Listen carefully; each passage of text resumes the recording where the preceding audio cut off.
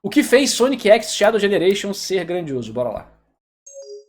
Sonic X Shadow Generations pegou 80 no Metacritic, 97% de aprovação na Steam, vendeu 1 milhão de cópias no primeiro dia do lançamento, foi bem elogiado até por quem é de fora da bolha de Sonic. Não dividiu a fanbase, mas juntou geral num consenso de que o jogo é peak. Sem pegadinha dessa vez, o que ele prometeu, entregou e talvez tenha entregado ainda mais. Ih, eu vou ter que jogar, hein. Um jogo sobre nostalgia e revisitar o passado que de alguma forma fala muito sobre o futuro da franquia. Mas a pergunta que fica é... É do Rock.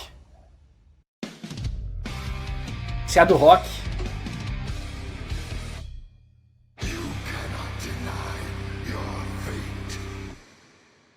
E fica o aviso de que sim, esse vídeo vai ter spoilers, mas será apenas em um capítulo. Então pra você que ainda não jogou o game, é só pular quando ele Terei que chegar. pular.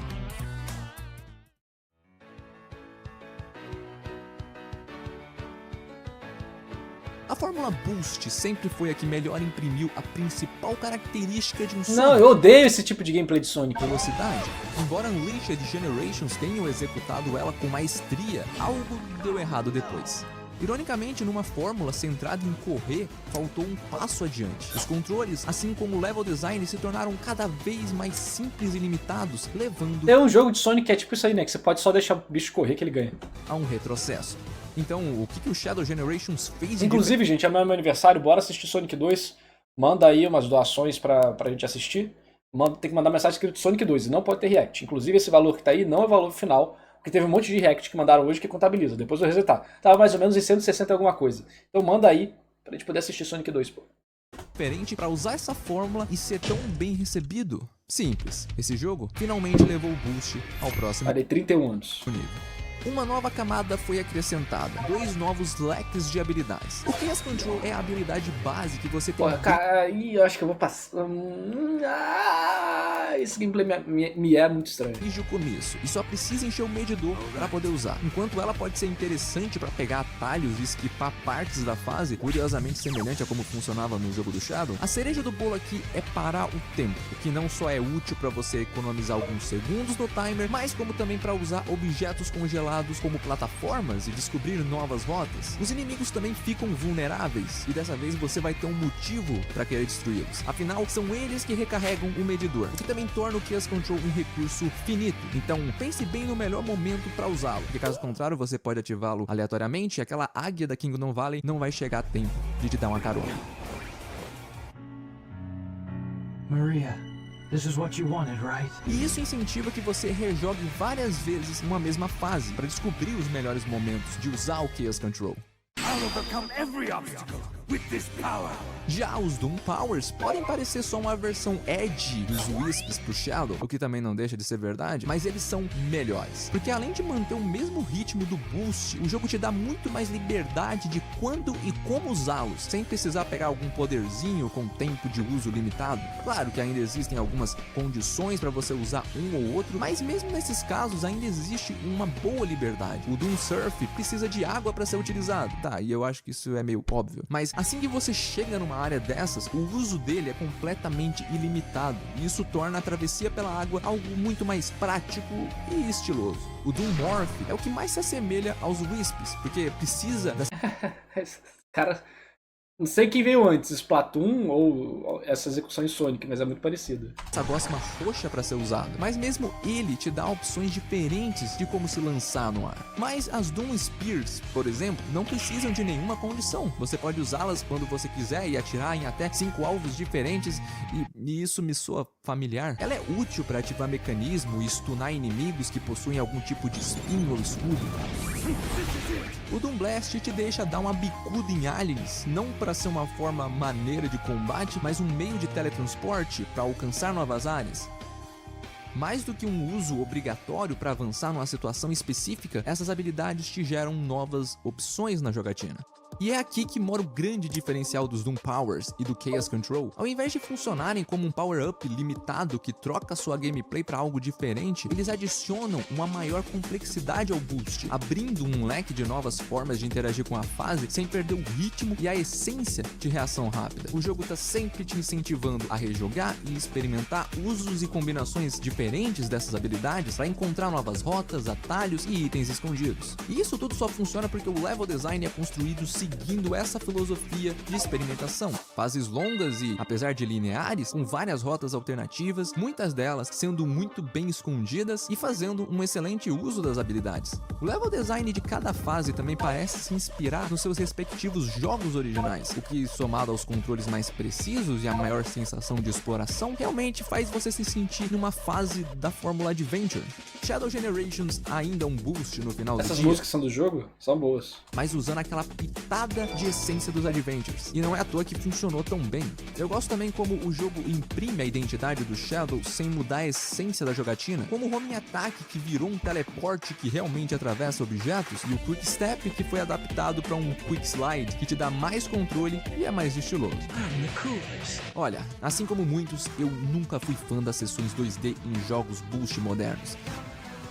Eu sempre fiquei com a sensação de que Sonic 2D funcionava muito bem em todas as outras formas, menos nessa. E quando eu reparei que os trailers e aquelas demos em eventos não mostravam quase que nada das sessões 2D, não era um bom sinal. Eu já tava me preparando pro 2D ser o grande ponto negativo do jogo, afinal, nem a pau que a Sonic tinha acertaria em praticamente tudo, né?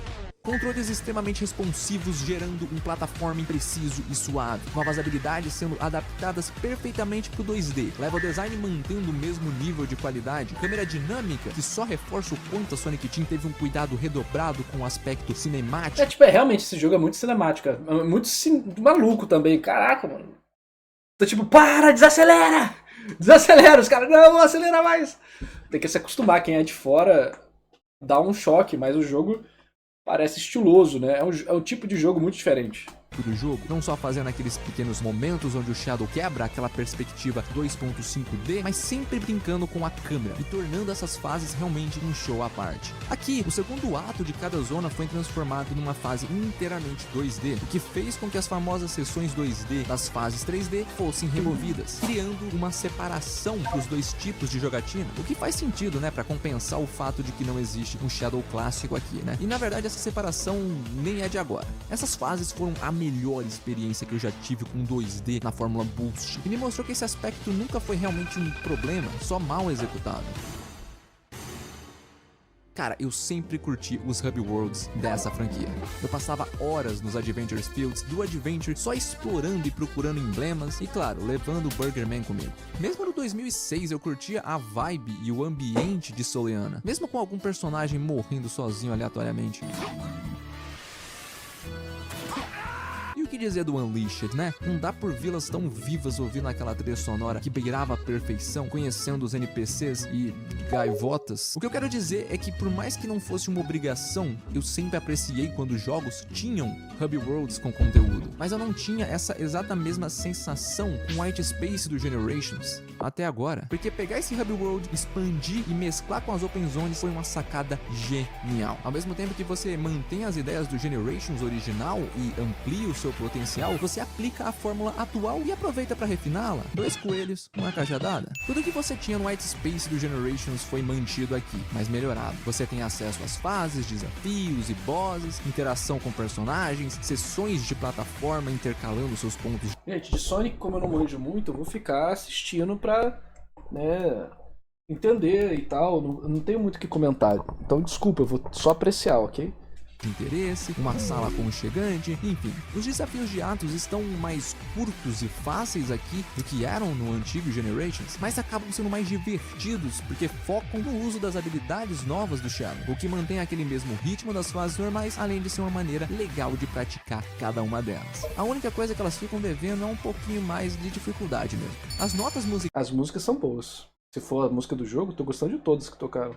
Que você libera depois dos desafios, agora tem muito mais espaço para correr e às vezes vão precisar que você use mais do que 2 neurônios para pegá-los. Nada de esperar que ela venha até você. Você pode falar de game design? Cara, acho que nem posso falar de game design em Sonic, porque eu nunca joguei um jogo 3D do Sonic, eu não tenho a mínima ideia. Nem joguei Sonic direito na minha vida. Apesar de eu achar ele mais legal do que o Mario, eu joguei mais Mario. Então, é difícil de eu palpitar, é tudo muito rápido, é outro planeta, sabe? Diálogos com personagens agora ganham um maior propósito do que apenas te dar dicas da localização das Red Rings. Eles possuem um maior peso narrativo, acrescentando detalhes à história e até mesmo à lore. E falando das Red Rings, na real elas nem mais existem aqui. Foram substituídas por essas chaves que mais parecem engrenagens. Existem 3 delas, não só por fase, mas por desafio também. E elas, assim como as Red Rings, também desbloqueiam conteúdos extras da sala de coleção, mas eu falo disso mais pra frente. A sensação que fica é que isso tudo é muito mais como um Generations 2 do que uma simples expansão, mas esse refinamento não foi só no white space do Generations, mas como também na fórmula de Open Zone.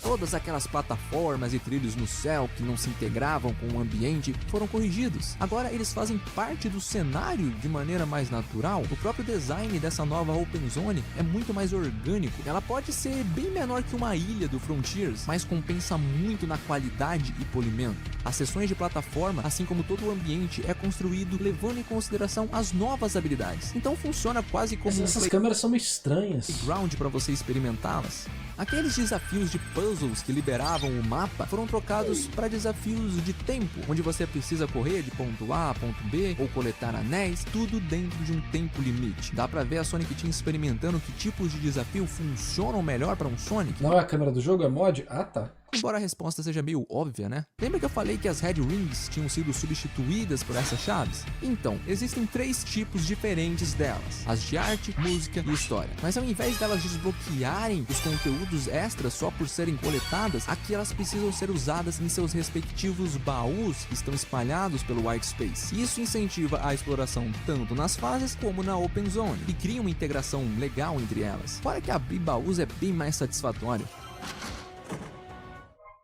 Tem também essas peças de foguete que você recupera do Warbot e Qbot, que eu garanto pra você, vai valer todo o seu tempo, confie em mim. Mas o conteúdo extra mais relevante estão nessas máquinas voadoras, que a gente destrói com as Doom Spears, e assim páginas são dropadas. Páginas do diário do Gerald Robotnik, o mesmo diário que estava sendo incluído na versão física de pré-venda. Todas essas páginas coletadas, assim como os outros conteúdos extras, vão para a sala de coleções.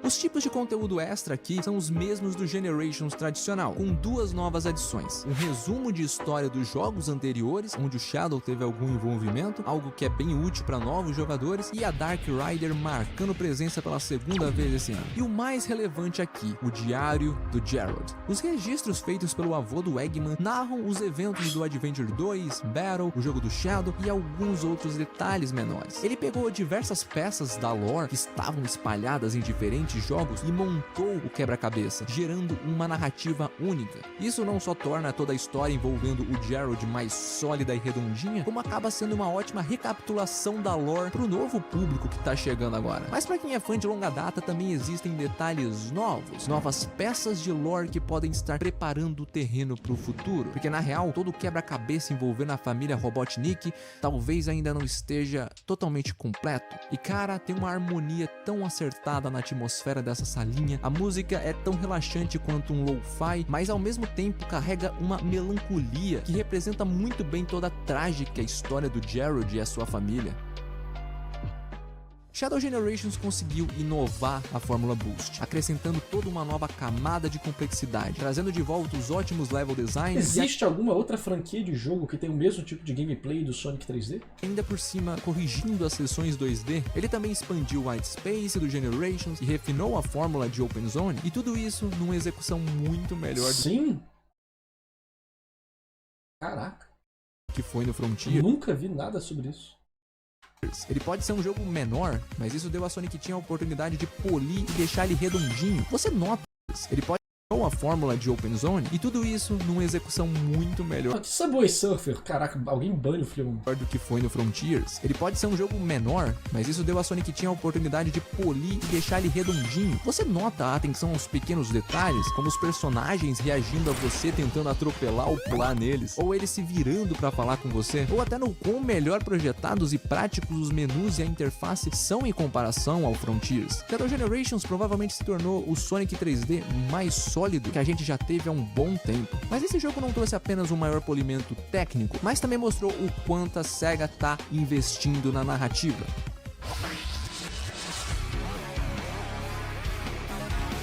O próprio vídeo do cara tá muito estiloso também. Eu acho que essa é a primeira vez que um Sonic precisa de uma recapitulação de lore no menu principal, e isso já diz muito sobre essa fase atual da franquia. Todos os principais eventos da origem do Shadow são contados não só aqui, mas como também em alguns outros flashbacks que rolam ao longo do jogo. Isso mostra o quanto essas histórias estão voltando a ter importância, e mostra também uma intenção da SEGA em apresentar mais do personagem para o novo público que vai chegar por conta do filme. Shadow Generations conseguiu imprimir muito bem a sua própria identidade, se diferenciando muito bem da campanha do Sonic, mesmo que sejam jogos com a mesma proposta. O tom mais trágico e sombrio é representado até no White Space do Shadow. A música de fundo é uma versão orquestrada e mais dramática da All Hail Shadow, e ela grita urgência. Embora todo o ambiente seja bem similar ao White Space do Sonic, aqui ele carrega uma atmosfera diferente, um lugar que se desfaz pouco a pouco. Seus fragmentos são dispersos a cada minuto, mas num lugar onde não existe o tempo, a urgência e a pressa parecem ironia. Todo esse ar de calamidade é reforçado pela Doom Moon, uma lua inspirada em um daqueles anjos biblicamente precisos e que inicialmente não oferece ameaça, mas fica ali de olho em cada um dos seus passos. Ele só está parado lá. Ameaçador! E conforme a gente É tipo a lua do Zelda Majora's Mask. coleta os emblemas dos Black Arms, eles vão sendo enviados para ela e cada um dos olhos vão sendo abertos, assim como algo dentro do seu interior vai sendo liberto. É uma sensação similar a desativar as torres do Frontiers. Você sabe que tá dando início a algum desastre, mas você não tem escolha. E por falar do Fronteiras, eu fiquei com uma forte impressão de que a Doom Moon, além de uma outra clara inspiração a Majora's Mask, também pode ter nascido de uma ideia descartada do The End. Algumas vezes o titã de determinada ilha aparecia nela e a gente poderia ficar observando ele enquanto buscávamos pelas esmeraldas restantes. Isso ia criando aquele build-up legal até a batalha. E se o The Gente, End eu acho muito engraçado como as coisas escalonaram tanto em Sonic. Eu tô tipo, fico vendo e fico... Cara... fosse suposto fazer o mesmo, e se fosse pra ele aparecer na sua forma de lua lá na última ilha, e se essa arte em específico fosse uma representação dessa ideia que infelizmente acabou sendo descartada pela falta de tempo no final do desenvolvimento. Mas claro que nenhum detalhe é mais eficiente para imprimir o tom maduro do jogo e o investimento na narrativa do que a cinematografia do jogo. O Shadow não só tá muito bem animado na jogatina, como todos os personagens estão absurdamente mais expressivos em todos os momentos, provavelmente as melhores expressões faciais in-game dessa franquia. Os animadores também não tiveram medo de usar distorções em prol de uma boa pose. As cenas de ação e toda a coreografia continuam se inspirando bastante em shounens, o que é um baita acerto porque Sonic sempre usou muito dessas influências, e trazer esse aspecto que começou nas batalhas do Frontiers pra dentro das fases aqui cria um espetáculo à parte e acrescenta ainda mais peso narrativo e imersão. Eu amo como as cutscenes criam belas composições que dizem muito de forma sutil e como elas têm uma baita atenção a detalhes, como nessa em específico que o Shadow só consegue acertar o Doom Eye stunando primeiro com as Doom Spears, uma lógica da gameplay sendo aplicada na cutscene. E claro que eu não poderia deixar de mencionar as referências sutis ao jogo do Shadow, como o uso da trilha sonora em vários momentos e até recriando quase que a exata mesma sequência da primeira cutscene daquele jogo. Como alguém que ama Shadow the Hedgehog, é muito legal ver tanta referência rolando ultimamente àquele jogo, assim como é interessante ver velhas histórias e novas perspectivas. Ah, vou ver spoiler, foda-se. Eu não vou jogar mesmo. Se eu jogar, Projeto daqui Shadow é um 5 curta-metragem brasileiro de 2023 escrito e dirigido pelo João Felipe Santiago. E é bem provável que você até já conheça esse projeto muito bem, se não, você deveria. Porque esse curta faz muita coisa bem, mas em especial a forma como ele retrata a origem do Shadow e adiciona uma profundidade que nunca tínhamos visto. Como assim? Do nada o brasileiro fazendo o conteúdo de Sonic mundialmente aclamado. Nos jogos. Os eventos aqui são os mesmos. Você conhece os personagens e sabe... Tipo, mas é tudo isso... O cara fez isso na gringa? Ou todos os 6 são atores brasileiros também? É todo mundo brasileiro? E eles falam em português? Ou tá todo mundo falando inglês? Português? Que isso? A forma como ele E por que vocês nunca me mandaram? retrata a origem do Shadow e adiciona uma profundidade que nunca tínhamos visto nos jogos. Os eventos aqui são os mesmos. Você conhece os personagens e sabe como começa e termina, mas o curta te coloca numa perspectiva mais próxima de tudo isso. Você presencia as inseguranças do Shadow e como ele cuida da Maria, a rotina dos dois e a dinâmica de família, apesar do contexto. Pequenos momentos que tornam a relação desses personagens mais real e faz com que você se conecte e se importe com eles. É por isso que o final impacta tanto. Essa profundidade inserida foi algo que os próprios jogos nunca pareceram investir tanto. Conhecemos a história através de fragmentos, alguns flashbacks, gravações e diálogos, mas nunca presenciamos isso de perto. Era como um quadro numa sala visto de longe. Você tem uma pequena noção da pintura, mas tá longe demais para notar os detalhes das pinceladas e compreender todo o seu real significado. Esse curta faz algo que nem mesmo os jogos tinham conseguido até agora. You have a big heart. It may be difficult for you to Esse a gente assistiu, né? express it, but I know that deep down you really do care. About me. About everyone. What you do is what defines you. I know you're having a hard time finding answers, but I'm certain you will one day.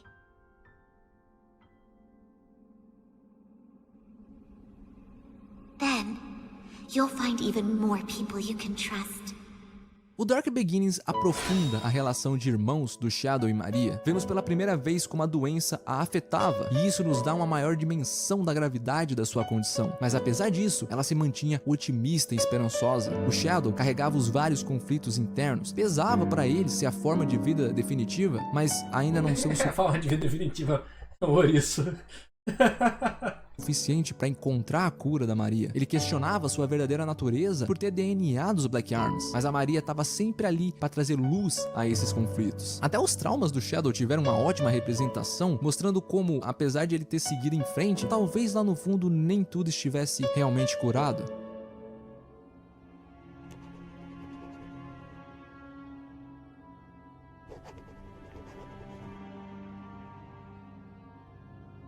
O diário do Gerald faz algo semelhante, mas na sua própria maneira. Cada uma dessas páginas narram a história de uma das figuras mais trágicas dessa franquia. Um homem que buscava formas de melhorar a vida das pessoas através da ciência. Um pai e um vô orgulhoso. Um homem com princípios morais que não buscava brincar de Deus. Essa não era a história de um cientista maluco, mas também não era a história de um final feliz. As pesquisas começaram a seguir um rumo que ia contra o que o doutor acreditava. Sua neta foi diagnosticada com uma doença terminal e numa tentativa de curá-la, ele criou atritos com a sua família por sua maneira de fazer as coisas. Ele fez acordos que colaborariam com as pesquisas, mas que teriam um alto preço no futuro. Todos os lados cobravam resultados e tudo dependia dele. A cada página era mais visível o quão desesperado ele se tornava. Ele estava à beira da insanidade mesmo antes de perder a Maria. A ironia do destino, um homem que começa seu trabalho em prol da vida, mas termina em busca da destruição da mesma. Através desses registros, não enxergamos apenas o vilão do Sonic Adventure 2, vemos um homem de carne e osso que só buscava fazer o bem. Esse diário humaniza o Gerald e dá a dimensão do quão trágica sua vida foi.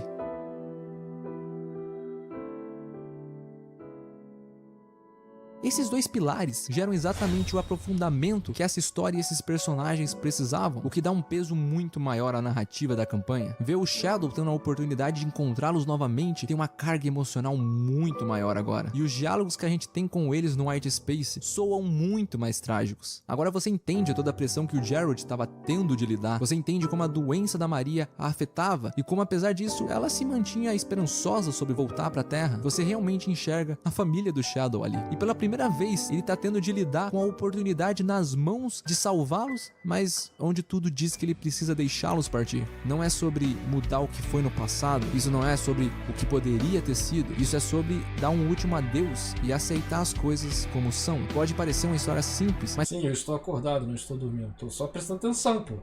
foi construído com uma profundidade muito maior na lore do Shadow. Quando vocês mandam um vídeo que eu não manjo muito, eu não vou ficar falando toda hora. Eu vou só absorver as informações. E a nossa perspectiva agora é outra. Agora, o quadro naquela sala está na sua frente e você pode reparar nos pequenos detalhes e todo o seu real significado é mais nítido do que nunca. I know I'll see you again. And if fate draws us apart, I will always be in your heart. Maria.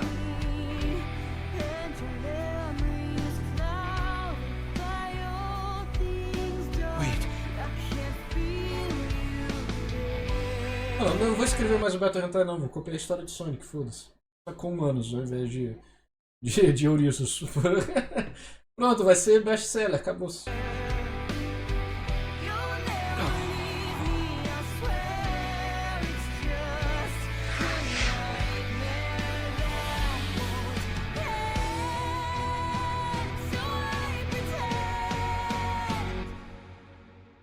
E se tinha um momento mais perfeito para a franquia se aprofundar na lore do Shadow, era agora. Estamos a poucos dias do lançamento do filme que adapta justamente essa história para o cinema, e o impacto dela vai ser muito maior agora.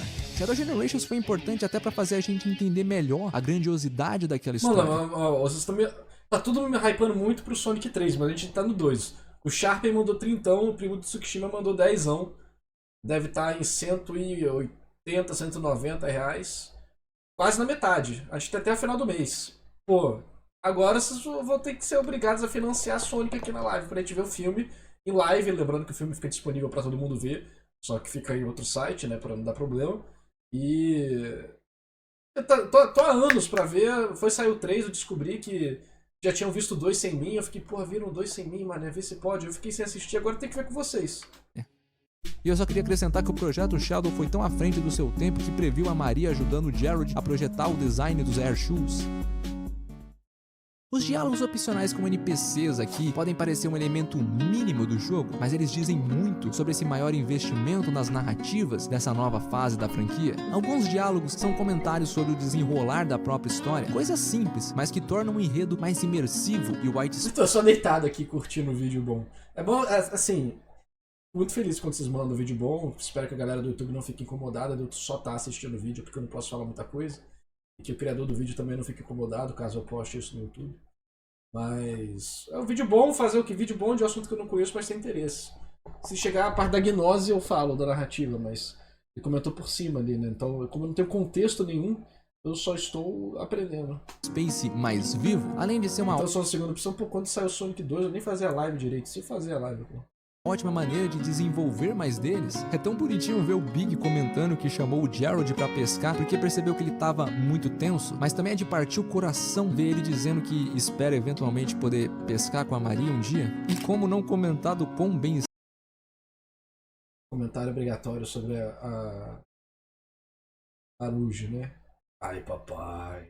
escrita é a dinâmica da Team Dark, com o Ômega preocupado com a segurança da Rouge e dizendo que trabalhar com eles é tolerável, ou mesmo a Rouge dizendo pro Shadow que ele pode contar com ela quando tudo aquilo acabar. Pequenas e opcionais interações que desenvolvem tanto dos personagens e do universo, algo que cai tão bem depois de anos com jogos negligenciando isso. Essas interações vão passar batido pra muita gente, mas pra quem acompanha a franquia, isso aqui tem muito valor. E tipo, um mosquito vindo A na minha Sonic cara. Team tá tentando tornar a lore mais sólida e consistente, e eu já falei muito disso aqui. Cada vez isso se torna mais nítido. Sonic Frontiers foi o primeiro jogo a sinalizar isso, mas a verdade é que o Tales Studio foi quem oficialmente começou esse trabalho. E que fique bem claro que, por mais que o Jean Flynn seja o roteirista principal, isso é um esforço de toda Sonic Team. Quem tá coordenando esses jogos hoje em dia são ocidentais? Que no Japão o Sonic aparentemente não é tão popular quanto é aqui. Aqui é um fenômeno, né? Como é que tá... quem que tá coordenando? Cadê? Enquanto o Ian foi o escritor primário, isso não significa que ele fez tudo o que queria. Só fez o que deu na cabeça dele, né? O Lore Team e a SEGA Japão colaboraram com isso. E tudo foi ajustado até que todos ficassem felizes. Botar todos os nossos nomes lá iria diminuir o quanto o Ian de fato fez.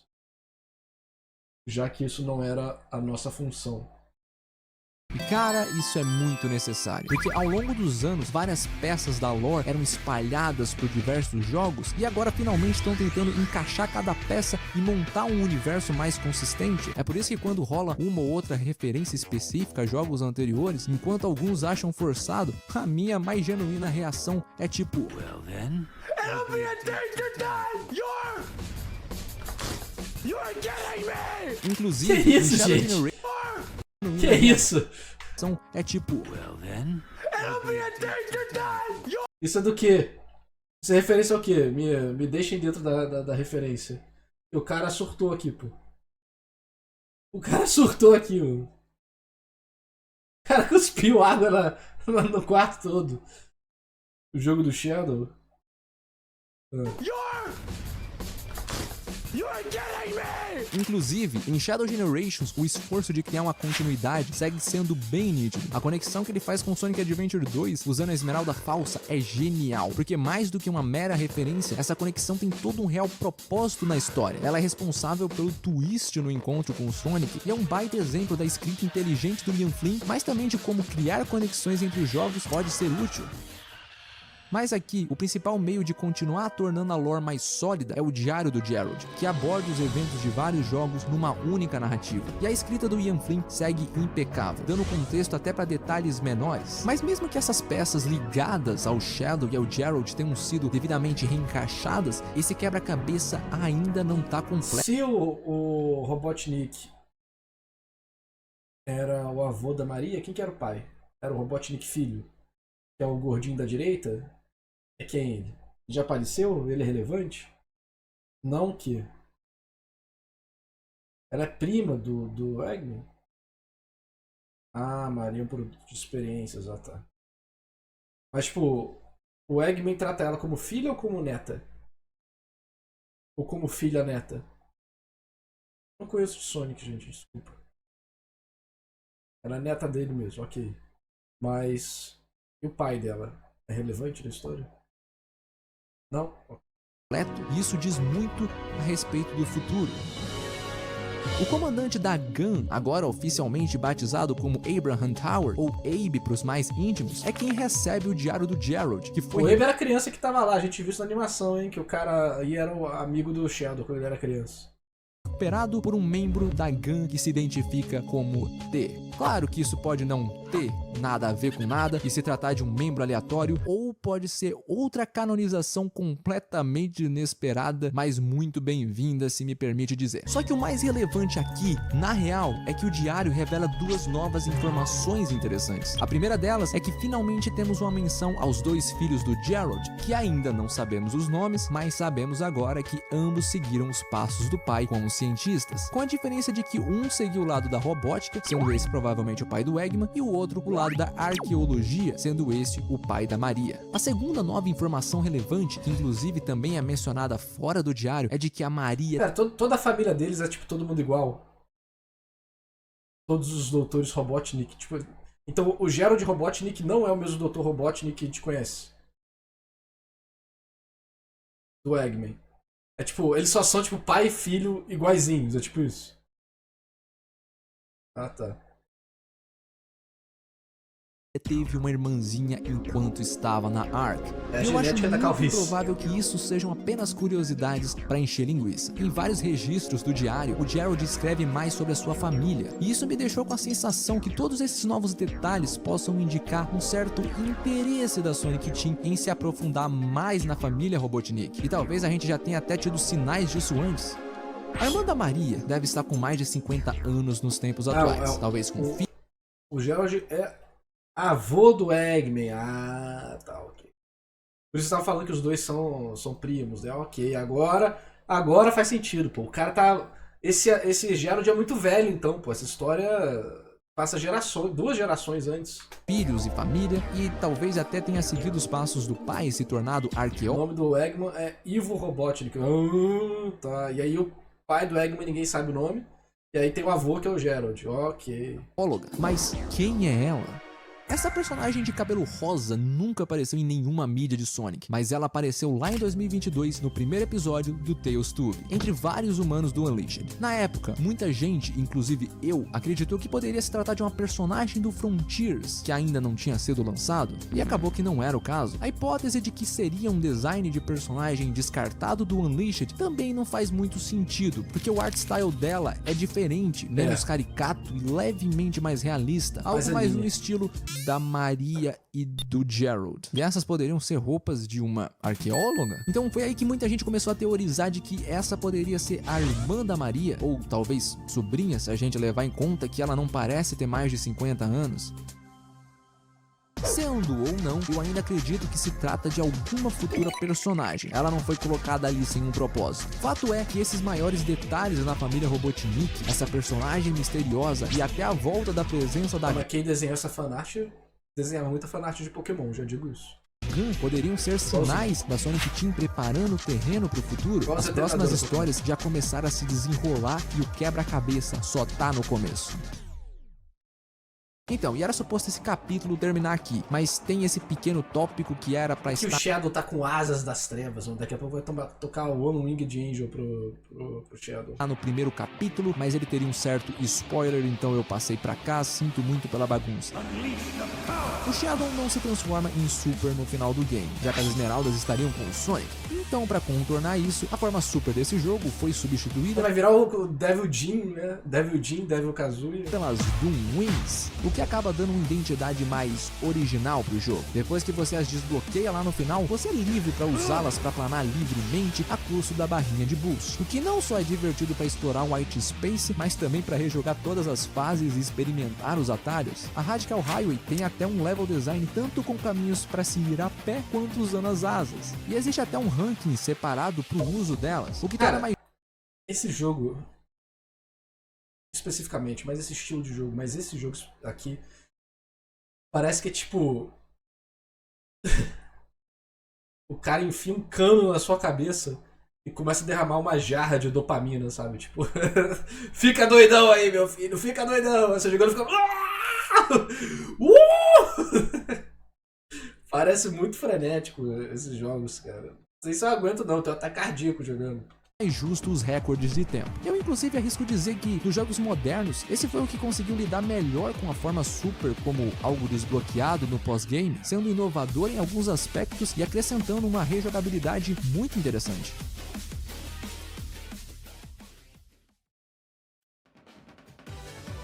Não é tão estimulante? Cara, nos vídeos parecem, ou eu que tô muito velho já.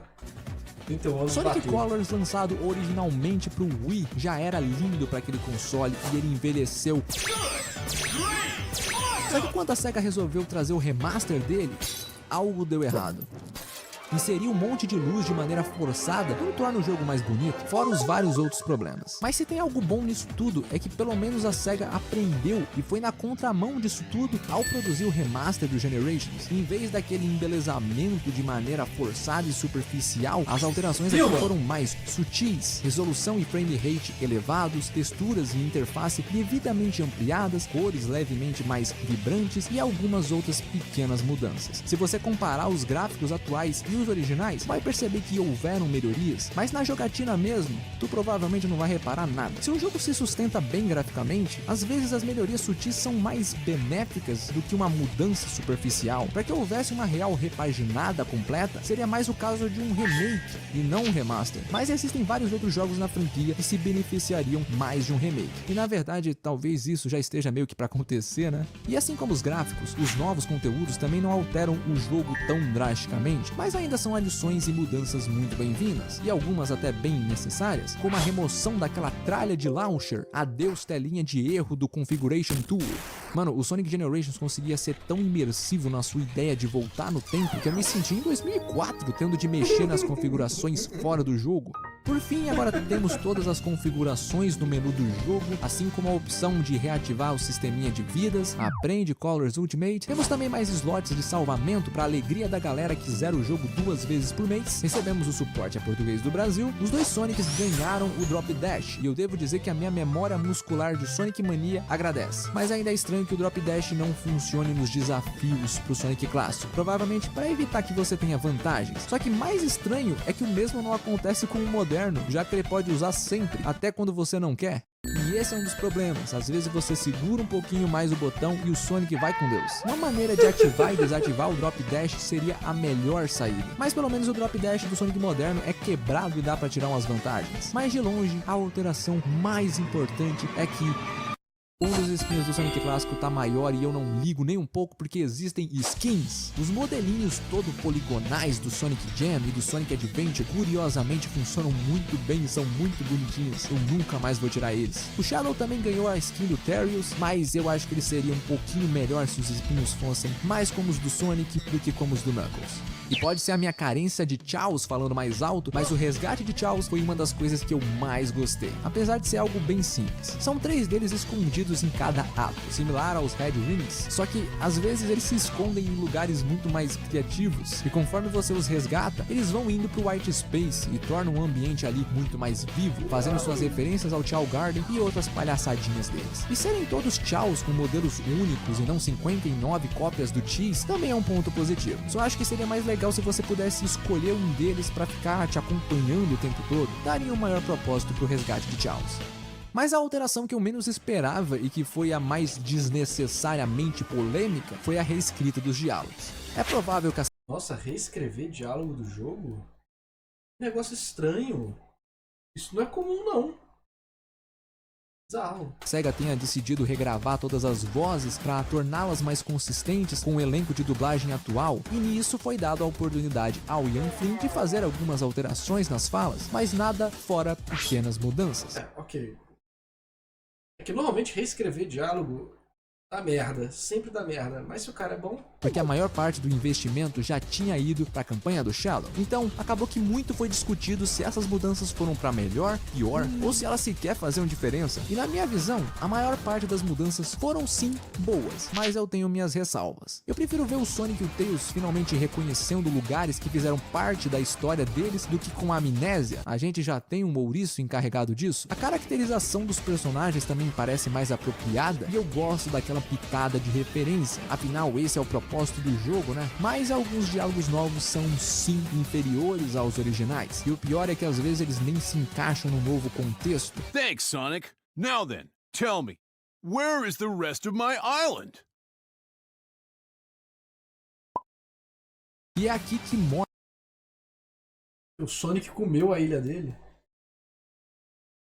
Qual que era o diálogo original disso aí? o principal problema de quando você troca as falas, mas não as animações. Só que, estranhamente, existem outras situações onde as animações sim foram alteradas. Não tem. Ele só agradecia. É que ele fala que o Sonic ficou mais gordinho. Faria sentido isso. Ele mexendo na barriguinha ali. A piada é que originalmente ele pergunta porque o seu Sonic engordou. Algumas delas... Meu Deus, é Sonic... Ah, mano, que confusão, cara. Confusão. Por que já... Nem coisa de japonês, ou é coisa de japonês, não sei, mas é coisa de gente que gosta de japonês. É igual Kingdom Hearts, Fate, Digimon... Porra, é uma confusão do caralho, que você não sabe onde começa, você começa e tá tudo bagunçado. Mano, deixa tudo... Mexer em time que tá ganhando, mexer com quem tá quieto, cara. Elas para melhor e outras só foram desnecessárias mesmo. Mas adicionar uma resposta apropriada pro Sonic quando ele salva alguém foi muito bem-vindo. You did great, kiddo. Mas esse diálogo com o Shadow na Rival Battle precisava muito ser reescrito e estranhamente não foi. Ele soa bem nada a ver depois que você joga o Shadow Generations. No geral são mudanças que trouxeram melhorias e alguns retrocessos, mas no final do dia ainda estamos falando de um jogo que não tem tanto investimento na narrativa, então os problemas não impactam na experiência. E eu aprecio o interesse do Ian Flynn em tentar acrescentar mais desenvolvimento a uma história que quase não tinha nada pra oferecer. Por isso é coisa de maluco ver uma galera tacando hate no cara por conta de meia dúzia de novos diálogos ruins, mas desconsideram totalmente o quão ele tá contribuindo para que as histórias dos jogos voltem a ter alma e coração. Hater de Ian Flynn é um bicho que eu nunca vou entender. Look how pathetic they are. I don't have time for these humans. O resumo geral é que o remaster do Sonic Generations teve menos alterações do que o Colors Ultimate, mas também mais acertos. Por mais simples que as alterações e adições sejam, elas são muito bem-vindas e entregam um ótimo port. Poderia ser considerado um remaster mais fraco se fosse vendido individualmente, mas a campanha do Shadow compensa totalmente, porque no fundo a gente sabe que esse é o verdadeiro prato principal. O remaster é um bônus, uma versão melhorada de um ótimo jogo. E essa é uma ótima nova abordagem aos remasters por parte da SEGA, e eu espero que eles mantenham esse nível de investimento neles, que venham os próximos remasters, ou remakes, né, quem sabe?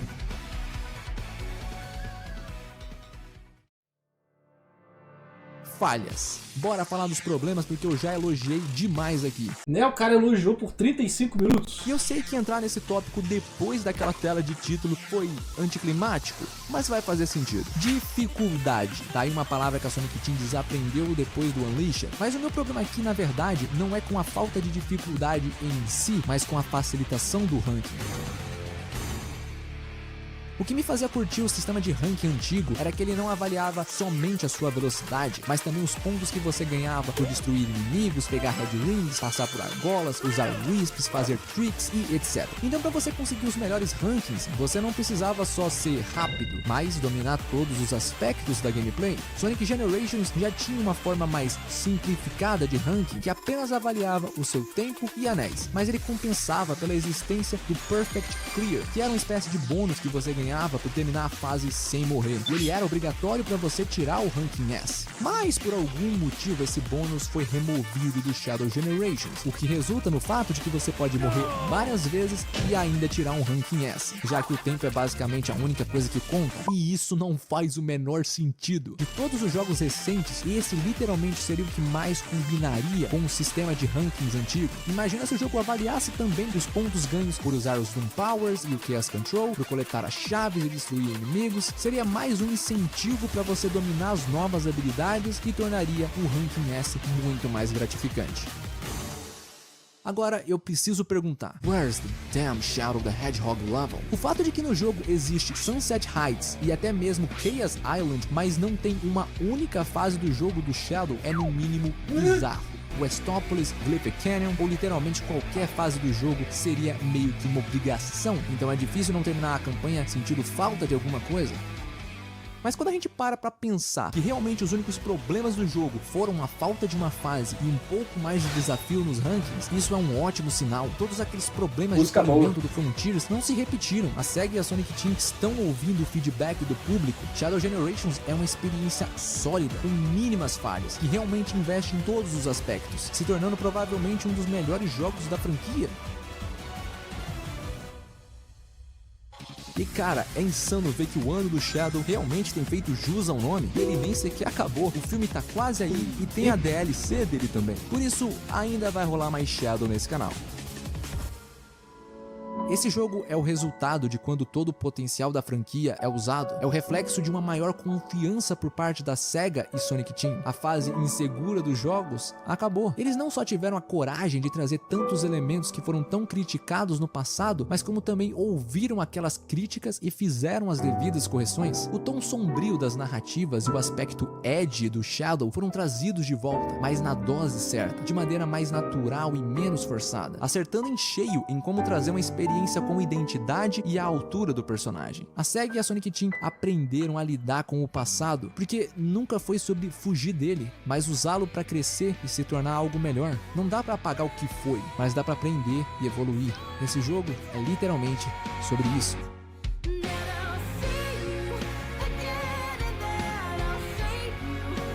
Cara, Eu acho que esse foi um dos melhores vídeos de análise de jogo que a gente já viu aqui no canal. Pela experiência do vídeo, a edição do vídeo, acho que podia baixar um pouquinho as músicas, acho que só isso.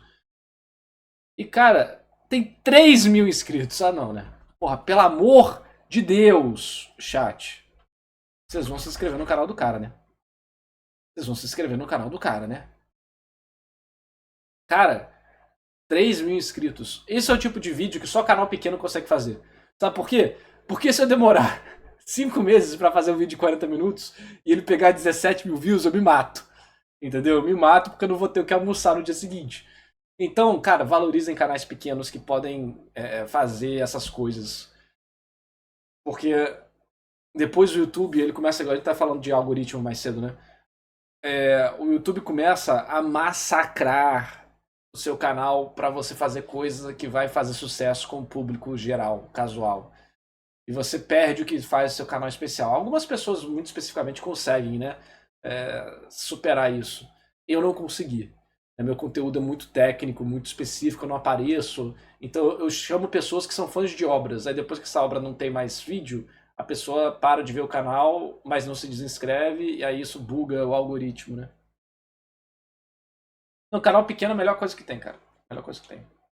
Sacanagem que o vídeo já que uma flopou. Pois é, mano. Muita sacanagem. Sendo que tem outros vídeos que eu faço de mangá nacional e, estoura. É bizarro. Enfim. A verdade é que ninguém liga pra Berserk no Brasil. As pessoas só ligam pra música geek de Berserk. Pra Berserk, eu cago ainda. Vocês falam assim, a sobra aqui é parecido com Berserk, você vai gostar, ninguém vai clicar, porque ninguém lê Berserk. Essa é a verdade. Então, pô, se inscreva no canal do cara, o J-Start, muito bom o seu canal, fiquei impressionado, a edição do vídeo tá incrível. Dá até vontade de contratar o cara como editor de vídeo. Porque ficou muito estiloso. Esse vídeo aqui foi aqueles vídeos que você tem prazer de ver no YouTube, viu? Aqueles vídeos que faz o YouTube lembrar o YouTube de quando ele era o YouTube e não merda-tube, igual hoje em dia, com coisa genérica e forçada. Não, era o YouTube, era o cara que fazia, porra, a produção digna de um documentário foda e ele fazia isso por amor e carinho, sabe?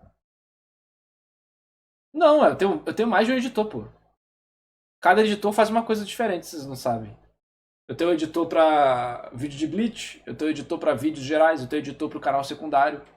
Berserk no Brasil, você assiste 3 rap de Berserk, compra uma blusa do Guts e tatua a marca do sacrifício. Exatamente. O louco cara também, que não é uma equipe, é mais vários freelancers. E aí cada um tem uma função. Inclusive eu quero fazer um vídeo de mangá nacional, por exemplo, meu editor do canal principal que faria. O One Piece Oden, vai ser ele também. Mas se eu soltar vídeo de Bleach, eu vou chamar o Bambuto. Já tem conhecimento de Bleach. Mas enfim, muito bom já te start, parabéns. Mano, incrível, incrível, incrível. Espero que seu canal cresça cada vez mais. Espero que seus vídeos façam sucesso. Esse vídeo só tem 17 mil views. Viu, mano? O cara solta um vídeo a cada lua sangrenta. Aí é foda, né? Isso aqui, mano, muito foda, muito foda, muito foda, muito foda. Adorei, adorei o vídeo, adorei. Dá vontade de virar fanático de Sonic.